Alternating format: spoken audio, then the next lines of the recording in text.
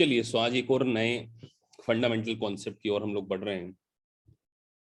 So previous lecture में हमने एक सेक्शन को डिस्कस किया था 1031, जो कि सेक्शन बात कर रहा था लाइक काइंड एक्सचेंज। अब एक दूसरा सेक्शन जिसमें स्टूडेंट कंफ्यूज हो जाते हैं, उसका नाम है 1033। तो दोनों में कुछ डिफरेंसेस हैं, उसे हमें समझना पड़ेगा। तो यहां पर वर्ड लिखा है इनवॉलंटरीली कन्वर्जन, और आपके पास कोई प्रॉपर्टी हो और मान के चलिए वो चोरी हो जाए, डैमेज हो जाए, अर्थक्वेक आ जाए, और वो जानबूझकर फिर आपको, मतलब इन जानबूझकर तो नहीं, इनवॉलंटरीली आपको क्या करना पड़े, कन्वर्ट करना पड़े। उसकी जगह आप कोई सिमिलर नई प्रॉपर्टी खरीदें, या इंश्योरेंस कंपनी आपको अगर कॉम्पनसेशन देती है। ये गवर्नमेंट में आपका कोई हाईवे आ रहा था, हाईवे पे आपकी कोई बिल्डिंग बनी थी, गवर्नमेंट ने बोला कि यहाँ तो अब हम हाईवे बनाना चाह रहे हैं और हम आपकी प्रॉपर्टी को कंपलसरी क्या कर रहे हैं, अक्वायर कर रहे हैं, और बदले में हम आपको क्या करेंगे, कुछ कॉम्पनसेशन दे देंगे। तो वो एग्जाम्पल होते हैं इनवॉलंटरीली कन्वर्जन के। इसको हम क्या बोलते हैं, इनवॉलंटरीली कन्वर्जन, सेक्शन 1033। तो सर इसका ट्रीटमेंट क्या होता है? तो इसका ट्रीटमेंट होता है नॉन रिकॉग्निशन ऑफ गेन। ध्यान रखिए, गेन को रिकॉग्नाइज नहीं किया जाता। मतलब अगर आपने कोई प्रॉपर्टी थी, वो अर्थक्वेक के कारण डिस्ट्रॉय हो गई, इंश्योरेंस कंपनी ने आपको किसी प्रकार का कॉम्पनसेशन दे दिया, तो वो जो कंपनसेशन है, अगर आप उसको कोई नई प्रॉपर्टी में यूज कर लेते हैं, लिखा है non recognition gain is contingent. Contingent को मैंने लाइन रेड कर दी है, उसके पर्पस यही है कि आपके दिमाग में ये रहे कि सर अगर कोई इनवॉलंटरीली कन्वर्जन होता है तो जो सेल कंसीडरेशन हमें मिलता है, जो कॉम्पनसेशन मिलता है, अगर हम उसको किसी री इन्वेस्ट कर देते हैं, सो यहां पर जो कैपिटल गेन होता है उसको हम यहां पर डेफर्ड कर देते हैं। डेफर्ड कल भी मैंने समझाया था प्रीवियस लेक्चर में। मतलब जब हम नई प्रॉपर्टी, जो ओल्ड प्रॉपर्टी को इनवॉलंटरीली कन्वर्ट करके नई प्रॉपर्टी खरीद रहे हैं, उसको जब बेचेंगे तो जो गेन आएगा, that will be your capital gain. तो इनवॉलंटरीली कन्वर्जन का मतलब यह है कि आपकी कोई प्रॉपर्टी अगर थेफ्ट हो जाए, डिस्ट्रॉय हो जाए, गवर्नमेंट एक्वायर कर ले, और उसके कारण कोई गेन होता है, तो आप उसके कारण कोई नई प्रॉपर्टी री इन्वेस्टेड करते हैं, तो उससे होने वाले गेन को हम क्या करते हैं, नॉन रिकॉग्निशन कर देते हैं, डेफर्ड कर देते हैं। ये सेक्शन 1031। अब सर हमने री इन्वेस्टमेंट की बात करी, तो एक कॉन्सेप्ट इसमें बड़ा इंपॉर्टेंट है, which is called indirect conversion. मतलब आपको यहां पर डायरेक्ट प्रॉपर्टी ना खरीदते हुए आपने किसी कंपनी को ही खरीद लिया, और उसके पास कोई प्रॉपर्टी थी, उसके 80% शेयर आपके पास। आप सोचो, एक्स लिमिटेड कंपनी थी, एक एक्स लिमिटेड कंपनी थी, उसके पास एक वेयर हाउस था,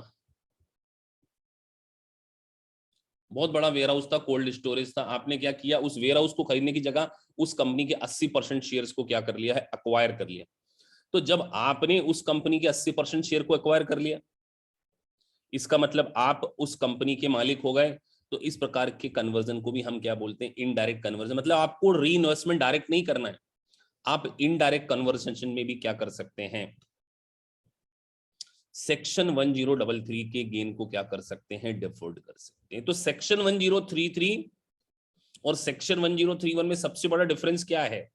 1031 में हम लाइक काइंड एक्सचेंज, मैंने एक एंड में स्लाइड बनाई हुई है जिसके जिसके बाद में आपको 1033 और 1031 के बीच में डिफरेंसेस बताने वाला हूं। तो एक बात आपको ध्यान रखना है कि इनडायरेक्ट कन्वर्जन भी क्या किया जाता है, सेक्शन 1033 में कंसीडर किया जाता है। अब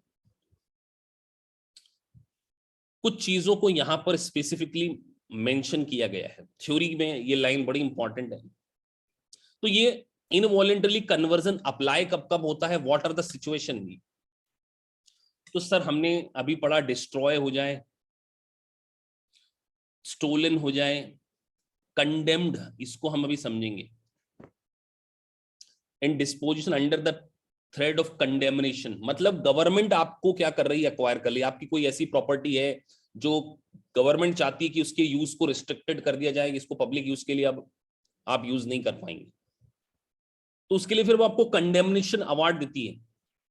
जैसे आपका कोई एक लैंड था जिसके ऊपर गवर्नमेंट को लगता है कि यहाँ पर अब इस लैंड के ऊपर आपका हक नहीं होना चाहिए। गवर्नमेंट के कुछ फर्दर प्रोजेक्ट्स आने वाले, गवर्नमेंट वहां पर एक रिसर्च सेंटर स्टेब्लिश करना चाहती है उस जमीन के ऊपर, कोई भी ऐसा रीजन हो सकता है।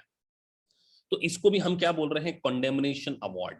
ये भी आपका इनवॉलेंटरली कन्वर्जन की डेफिनेशन में आ जाता है, तो ये ध्यान रखना।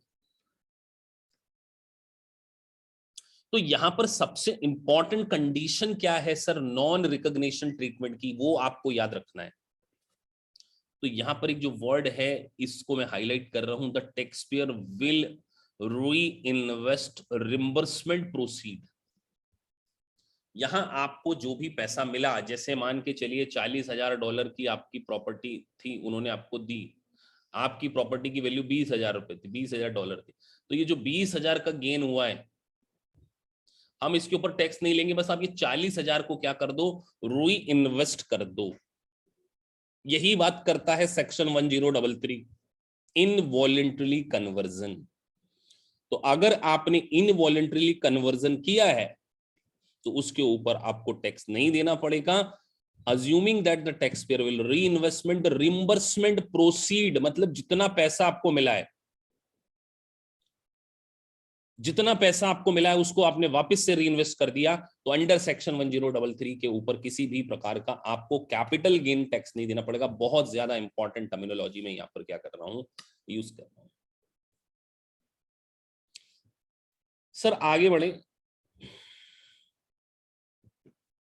रीजन फॉर इनवॉलेंटरली कन्वर्जन की एक छोटा सा डायग्राम बना के दिया गया है। ये रीजंस मेजरली होते हैं, डिस्ट्रॉय हो गई, कॉमन एग्जांपल आपके सामने एक पिक्चर के रूप में दी गई है कि आपकी कोई प्रॉपर्टी स्टोलन हो गई। अब सर बिल्डिंग स्टोलन नहीं, तो इसका मतलब यहां पर आपको यह भी ध्यान रखना है कि सेक्शन 1031 किसके बारे में बात करता है। और मुझे बताइए, आपने कल ही पढ़ा है जो क्लास में बैठे, 1031 में क्या इंपॉर्टेंट, क्या डिफरेंसेस आपको दिख रहा है इस पिक्चर को देख के? आप मुझे बताइए कि 1031 और 1033 में सबसे बड़ा डिफरेंस क्या है।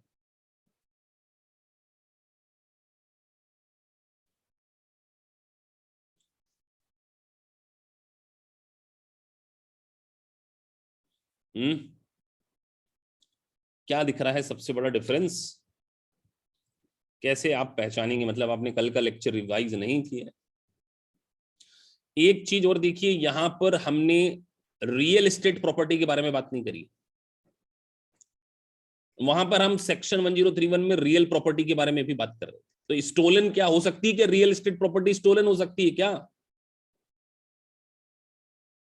तो यहां पर ध्यान रखिए, डिस्ट्रॉय, स्टोलन और कंडेम्ड, ये ज्यादातर रीजन होते हैं इनवॉलंटरली कन्वर्जन। ये पिक्चर आपके दिमाग में रहना चाहिए कि 1033 में सर आपने ये डिफरेंसेस बताया। यार लैंड तो कोई चोरी नहीं कर सकता ना मेरा, तो यहां पर प्रॉपर्टी लिखा है।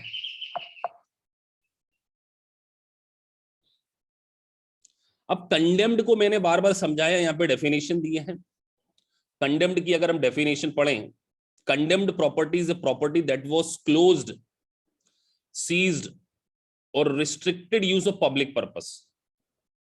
मतलब आपकी कोई प्रॉपर्टी थी जिसको कि गवर्नमेंट के द्वारा सीज्ड कर दिया गया, रिस्ट्रिक्टेड कर दिया गया for public purpose. For example, if government is building a new building, they may condemn or seize your property. A company, government एक नई प्रॉपर्टी, नई बिल्डिंग बनाना चाह रही है, तो वो आपकी प्रॉपर्टी को सीज कर सकती है। तो सर हमारी प्रॉपर्टी तो वो सीज कर देंगे, क्या बदले में हमें किसी प्रकार का कोई कॉम्पनसेशन नहीं देने वाले हैं क्या वो? यार ऑब्वियसली बात है, गवर्नमेंट गवर्नमेंट कोई डाकू चोर तो नहीं है ना कि वो आपकी प्रॉपर्टी को एक्वायर कर ले और आपको बदले में पैसा ना दे। तो अगर कंडेम्ड प्रॉपर्टी में गवर्नमेंट किसी प्रकार का आपको कोई पेमेंट दे रही है, तो इसको भी हम क्या करेंगे, इनवॉलेंटरली कन्वर्जन की डेफिनेशन में मानेंगे। और मुझे बताइए इसके ऊपर टैक्स कब नहीं देना पड़ेगा, आपसे पूछ रहा हूं, in which, in what circumstances you don't need to pay the tax. मैं एक सेकंड आ रहा हूं, आप सोच के आंसर लिखिए।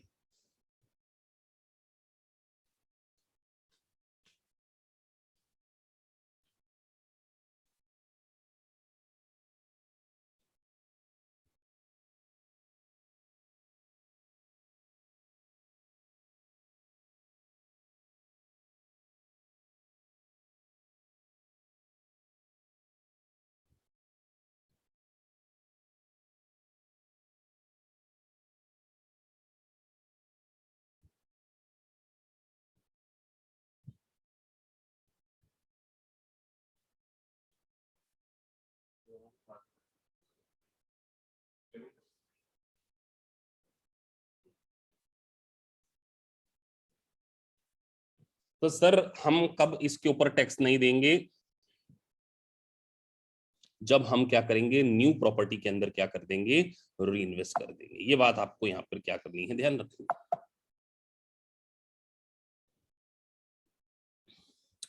अब आपको एक सेक्शन समझाया जा रहा है, 5 year look back rule for the section 1231 assets, क्योंकि मुझसे ये पार्ट मिस हो गया था जब मैं आपको सेक्शन 1231 पढ़ा रहा था।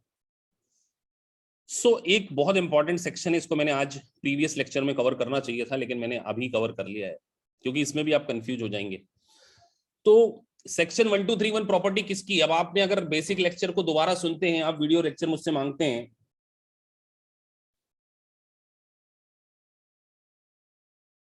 बताइए 1231 प्रॉपर्टी क्या है?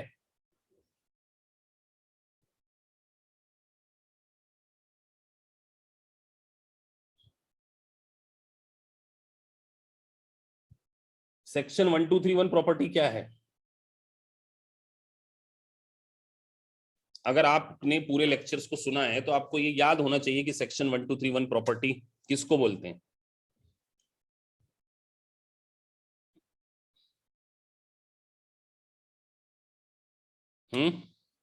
फिर आप कैसे इसको याद रखेंगे? अरे बिजनेस यूज के लिए अगर हम कोई प्रॉपर्टी यूज कर रहे थे मोर देन 1 ईयर, तो उस प्रॉपर्टी को हम क्या बोलते हैं, 1231 प्रॉपर्टी के नाम से जानते हैं। आप लोग क्लास में आ जरूर रहे हैं, लेकिन पढ़ाई बिल्कुल नहीं हो रही है। मतलब आपने जो बेसिक क्लासेस भी पढ़ी हैं उसके ऊपर कहीं, अगर आज आपको याद नहीं है, मैं आपको लिख के दे रहा हूं कि जिस दिन आप पहला पेपर, दूसरा पार्ट या तीसरा पार्ट देने जाएंगे, आपको कुछ भी याद नहीं रहेगा। ये मैं आपको अश्योर कर रहा हूं। उसका सिंपल से रीजन है कि सर जब हमको अभी ताजा ताजा पढ़ा याद नहीं है, तो आने वाले समय में हम कैसे याद रखेंगे? तो यहां पर आपको समझाया जा रहा है, when the gain exist from the sale of section 1231 assets, gain will result ordinary income to the extent of 1231 losses claimed by the given taxpayer is previous 5 year, any remaining gain left over will result capital। बताइए कितनी technical language लिखी गई। तो अब यहां पर इसका हम एक इंटरप्रिटेशन करने वाले हैं। तो वो क्या बोल रहे हैं कि अगर आपके पास कोई सेक्शन 1231 एसेट है और आपने उसको बेच दिया, एग्जाम्पल हम लेते हैं,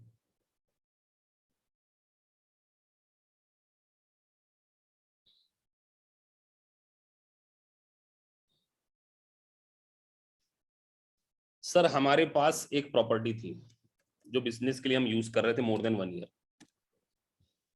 1231। अब 4 लाख की प्रॉपर्टी थी,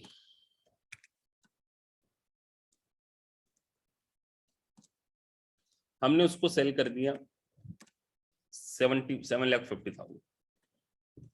तो ये जो गेन आया है ना, इस गेन में एक लुक बैक रूल एप्लीकेबल होगा। Look back, look back rule क्या बोलता है कि अगर आपको प्रीवियस 5 ईयर में लिख रहे हैं, the gain will result in ordinary income to the extent 1231 loss claim by the given taxpayer in previous 5 year. मतलब अगर आपको पिछले 5 साल में, यहां पे गेन तो देखा जाए 3.5 लाख है, आप ये 2021 का एग्जांपल समझिए। 2021 का मैं आपको एग्जांपल दे रहा हूं कि सर 2021 में हम लोग हैं,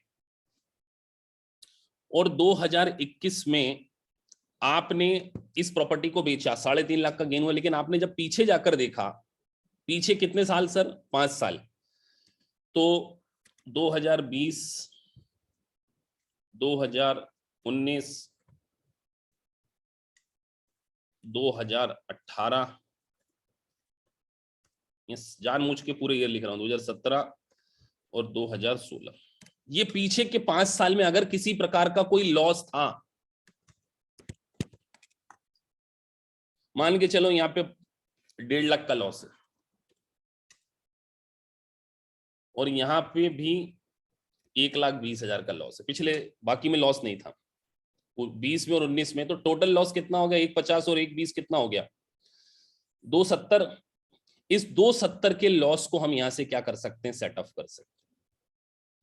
3.5 लाख का गेन तो सर 2021 में है, 3.5 लाख का गेन आपको 2021 में, लेकिन आप लुक बैक करके लिखेंगे कि पीछे किसी प्रकार का कोई लॉस था क्या सर? हाँ, पीछे हमें 2,70,000 का लॉस था, तो आप इस 3.5 लाख के गेन इससे क्या कर देंगे, उसको माइनस कर देंगे।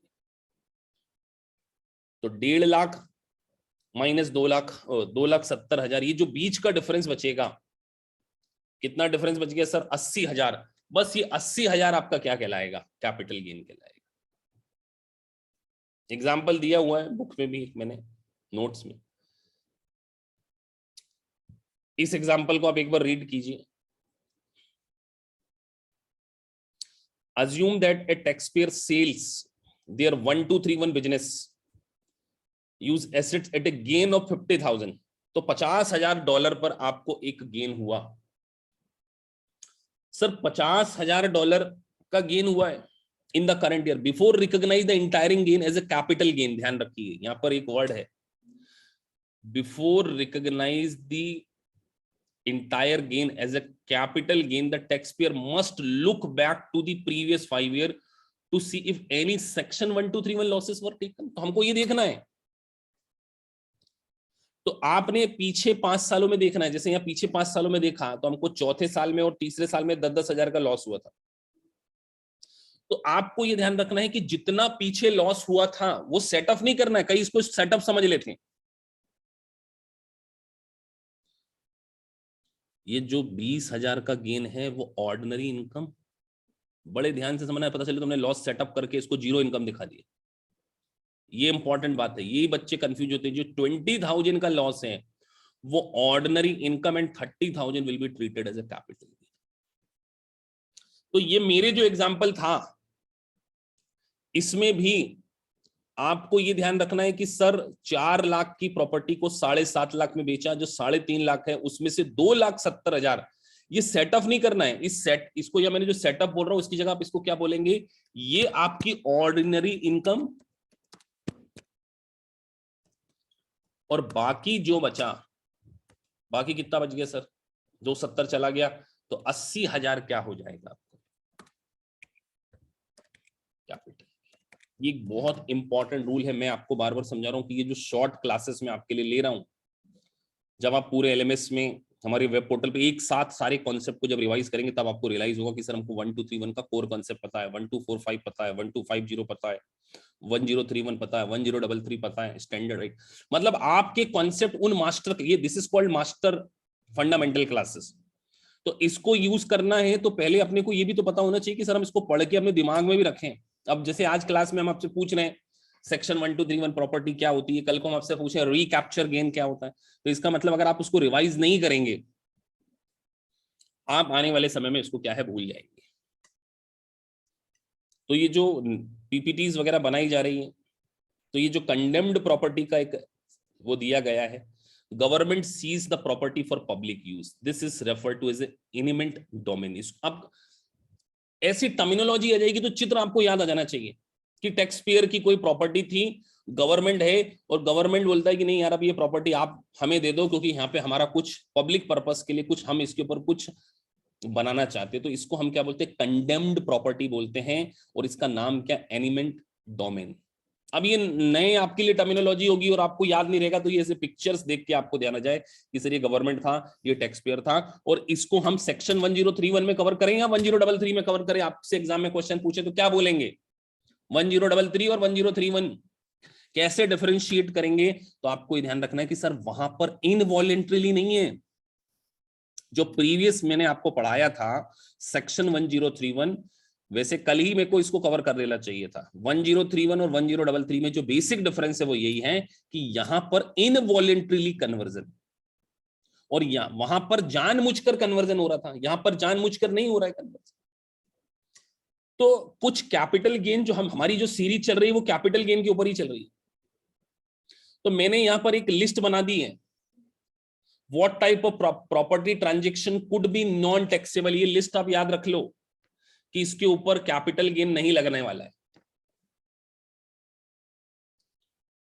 तो आपसे अगर एग्जाम में कभी भी आपको एग्जाम में कंफ्यूजन हो जाए तो ये 6 ट्रांजेक्शन आप ध्यान रखना। The general for recognized gain for the sale of property will result capital gain treatment. However, are several property type transaction that will result non-taxable treatment.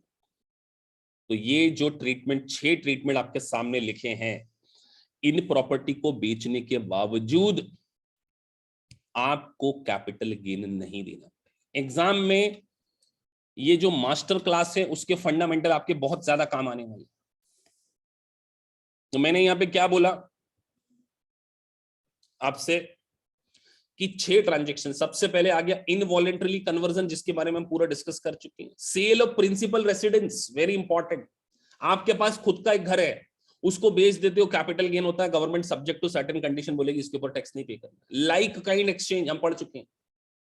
Instalment sales, इसके ऊपर कैपिटल गेन नहीं लगेगा, ध्यान रखना। Divorce property settlement, husband और wife साथ में रहते थे, दोनों का डाइवोर्स हो गया, लिव अपार्ट हो गए, और एक प्रॉपर्टी थी जो वाइफ ने हस्बैंड से ले ली और अपने नाम करवा ली, और अगर इस प्रकार की प्रॉपर्टी में सेटलमेंट होता है उसके ऊपर भी कोई भी प्रकार का कैपिटल गेन आपको नहीं देना। अगला क्वेश्चन आ रहा है sale of capital and treasury stock. किसको पता है ट्रेजरी स्टॉक क्या होता है? What is the meaning of treasury stock? क्या होता है सर ट्रेजरी स्टॉक? आप लोगों ने कहीं जिंदगी में पढ़ा हो?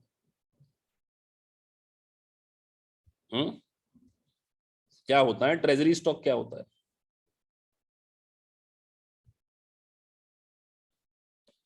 सर ट्रेजरी स्टॉक होता है अपने ही शेयर को खरीद लेना। यार आज सोचो, एग्जांपल लेते हैं कि कंपनी ने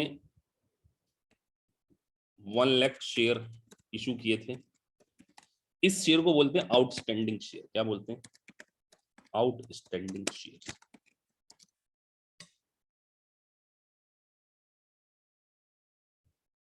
आउटस्टैंडिंग शेयर।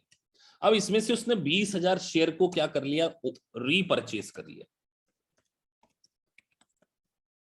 तो सर परचेज करने पे कैपिटल गेन कैसे आया? वो तो आएगी नहीं। आप ऐसा सोचो कि सर ये एक शेयर 12 रुपए का इशू किया था, वापस से इसको जब खरीद लिया, लेट से 11 रुपए में रीबाय या 13 रुपए में बाय कर लिया, और फिर इन 20,000 शेयर को वापस से री इशू कर दिया,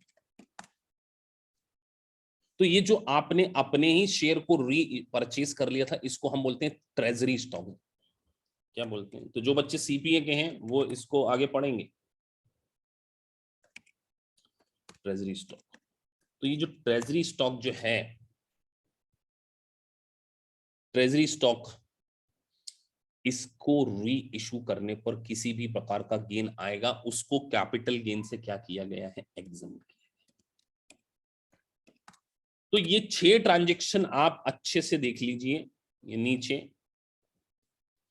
कि इनवॉलेंटरी कन्वर्जन आपके दिमाग में आए तो non taxable property transaction, sale of principal residence, like kind exchange, installment sales, divorce property settlement, और sale of capital and treasury stock. इसके ऊपर आपको किसी भी प्रकार का कोई टैक्स देने की जरूरत नहीं है। तो ये treasury stock, sale of company stock, company अपने स्टॉक सेल कर रही है या उसको री इशू कर रही है, तो इसको हम क्या बोलते हैं? ट्रेजरी स्टॉक बोलते हैं। और ट्रेजरी स्टॉक के ऊपर भी किसी भी प्रकार का कोई कैपिटल गेन आपको आने वाले समय में बुक नहीं करना। आगे बढ़े सर। अब सेक्शन 1031 का कंपैरिजन दिया गया।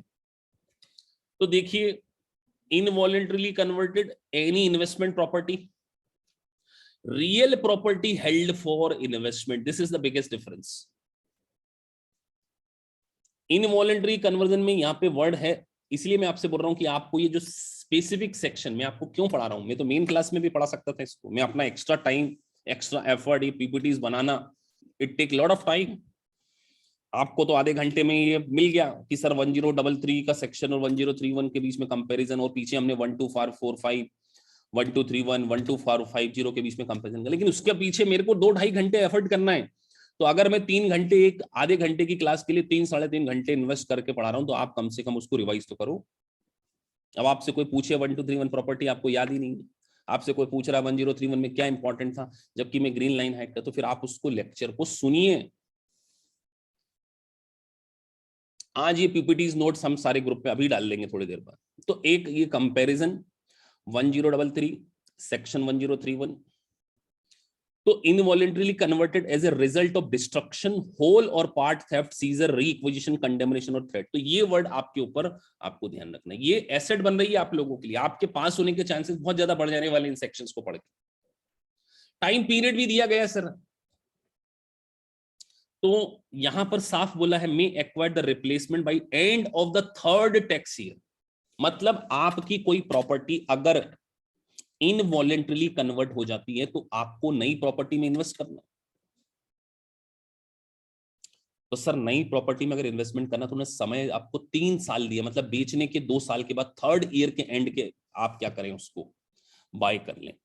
लेकिन 1031 में बोले 45 दिन में आइडेंटिफाई करना होगा और 180 दिन के अंदर इसको अक्वायर करना होगा। ये एक बहुत बड़ा डिफरेंस है। तो एग्जाम में मल्टीपल चॉइस क्वेश्चन में आपको ये पूछे जाएंगे कि सर 40, तो ये सेक्शन 1031 और ये साथ ध्यान रखना।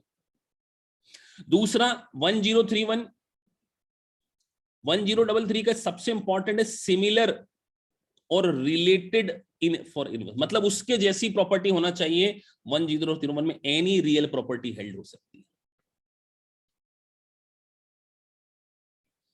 आपको यहां पर पैसा भी रिसीव कर सकते हो। अगर यहां पर आपने पैसा रिसीव कर लिया तो मैंने आपको बताया था कि अगर बूट रिसीव हो जाए